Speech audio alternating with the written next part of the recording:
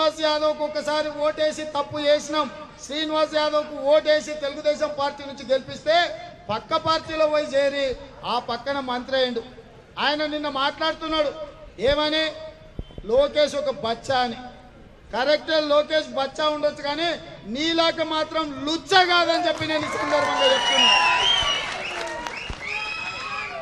ఎందుకంటే ఒక పార్టీ కార్యకర్తలు తమ చెమట, తమ రక్తాన్ని, తమ ప్రాణాలను పెట్టి నిన్ను గెలిపిస్తే ఆ పార్టీకి మోసం చేసి పక్క పార్టీలో చేరిన లుచ్చావు నువ్వు వచ్చి మా నాయకుని బచ్చా అంటావా అని చెప్పి నేను ఈ సందర్భంగా అడుగుతున్నా. रोहित का जिक्र लाते ही क्या अदाकारी, क्या एक्टिंग थी, देखो जाके नेट पे भाई।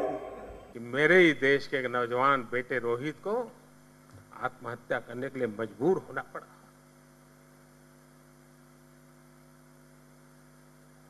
रोहित बोल के रुक गए 2 मिनट।